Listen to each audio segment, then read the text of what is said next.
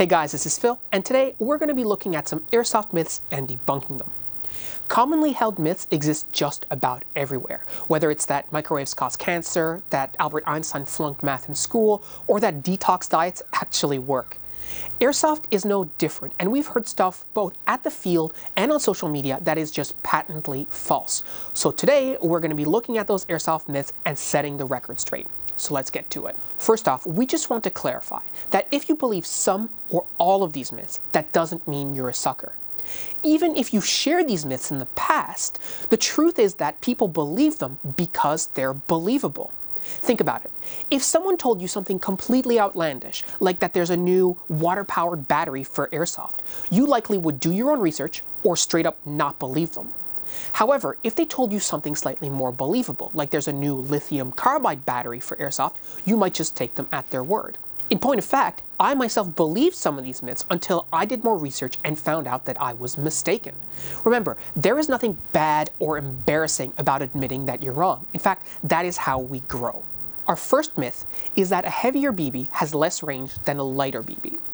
This myth likely comes from the fact that a heavier BB shot from the same gun as a lighter one will travel at a lower velocity. To understand why this happens, you need to look at the muzzle energy generated by your airsoft gun. A heavier projectile requires more energy to travel at the same velocity as a lighter projectile. But since your airsoft gun generates a constant amount of energy, the heavier projectile will be slower. For example, a .20 gram BB shot at 0.84 joules will travel at roughly 300 feet per second.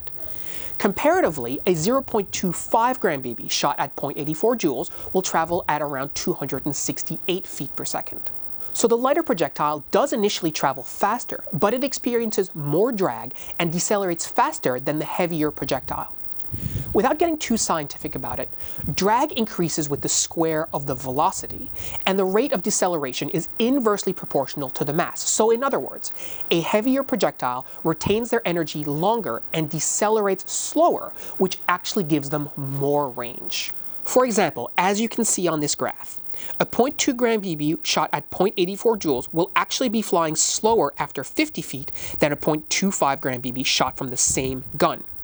By 100 feet, the 0.2 gram BB will be flying around 80 feet per second, while the 0.25 gram will still be going over 100 feet per second. While this might be desirable for indoor games or close CQC games, for people like us who mostly play outdoors, this is actually a huge drawback. This phenomenon can be consistently observed with guns that shoot up to 1.5 joules. Above 1.5 joules, heavier projectiles can actually affect the muzzle energy in a phenomenon called joule creep, which could be a video on its own. So for now, suffice it to say that if you're using a regular AEG shooting below 1.5 joules, you absolutely should be using at least 0.25 gram BBs, and we'd even recommend 0.28 gram or 0.3 gram BBs for the extra range that they will provide to you.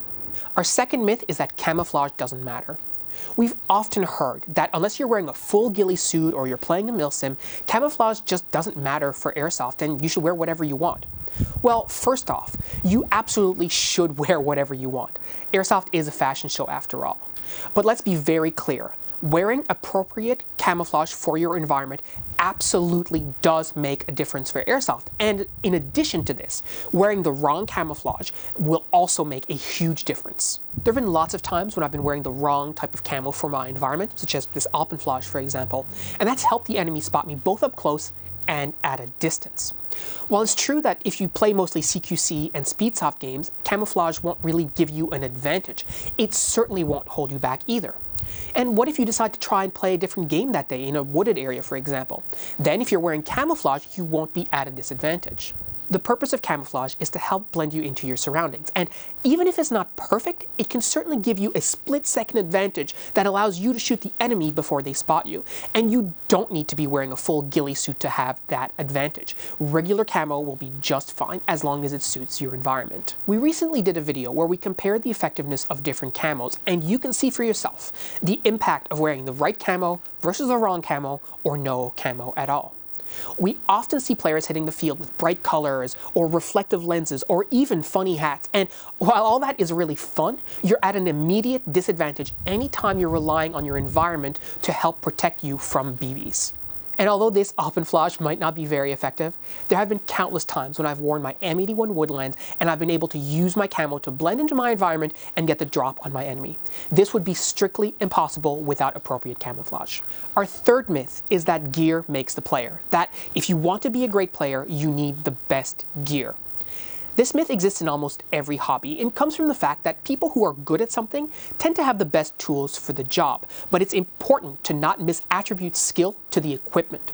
For example, was Wayne Gretzky a great hockey player because of his top-of-the-line skates? Definitely not. Would he have been able to be a great player with just a pair of hand-me-down skates? Absolutely.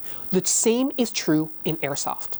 After a tough day of Airsoft where you got hit a whole bunch and you didn't get many kills yourself, it can sometimes be tempting to think that if you go and spend $1,000 on some new gear, that will help make you a better, more effective player on the field. Well, with some exceptions, such as if you signed up for a night game and you are going up against a team with thermals and all you have is a flashlight, or you're hitting a field with a Springer gun and a Walmart M4, generally speaking, if your gear and gun is squared away, new gear will not make you a better player. Even if you go out and buy a top-of-the-line AEG that gives you an extra 50 feet of effective range, lacking that 50 feet of range is likely not the reason why you did so poorly on the field. It was almost certainly lack of movement, coordination with your team, and a lack of situational awareness. I can hear you all typing furiously now. But Phil, you don't know me, you don't know my field, 50 feet will make a huge difference. Alright, so let me ask you, the players who are great at your field, are they great only because they outrange you by 50 feet? Of course they're not. There's a myriad of reasons why they're great, and the fact that their guns outrange you is not even in the top 5 reasons. Great players not only focus on themselves, but they work with their team, they share their situational awareness, pass information along, and generally coordinate with their teammates to ensure success on the field. Great players know when to push, when to hold back, and most importantly, they constantly share their knowledge with their whole team. So if you had a tough day at the field, instead of going to drop money on gear, spend some time thinking about the mistakes that you made that put you in the positions you were in and what you might do differently next time. Our last myth is that stance and grip don't matter for Airsoft because, unlike real steel firearms, they have no recoil. Well, like anyone who's shot a real M4 or similar will tell you, they have very little recoil to begin with. Is it more than Airsoft? Absolutely. Does it mean that having a poor stance or grip on a real firearm will cause it to fly out of your hands? Absolutely not.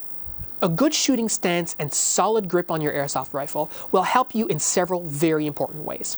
Firstly, it will provide a more stable shooting platform for you, which will help you achieve maximum potential accuracy with your rifle, and also help you when you're manipulating it, such as when you're transitioning shoulders and reloading.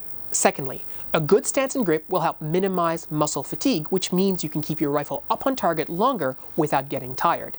This is especially important since, as we've discussed in many of our videos, you should be keeping your rifle up as much as possible. It will also help you keep your arms tucked in and minimize your target profile. Finally, a good stance with a strong grip as far forward as possible will give you the most control over your muzzle, which will allow you to get on target faster and transition crisply between targets. Although airsoft guns are not as accurate as their real steel counterparts, a good stance and a strong grip are critical components to achieving the maximum potential accuracy from your setup. There are tons of other myths out there, such as that longer barrels are more accurate for airsoft than shorter barrels, or that lipos can explode with the power of a fragmentation grenade, but we'll save those for another day. Hopefully you learned something today, and if you did, make sure to let us know in the comments. Thank you so much for watching.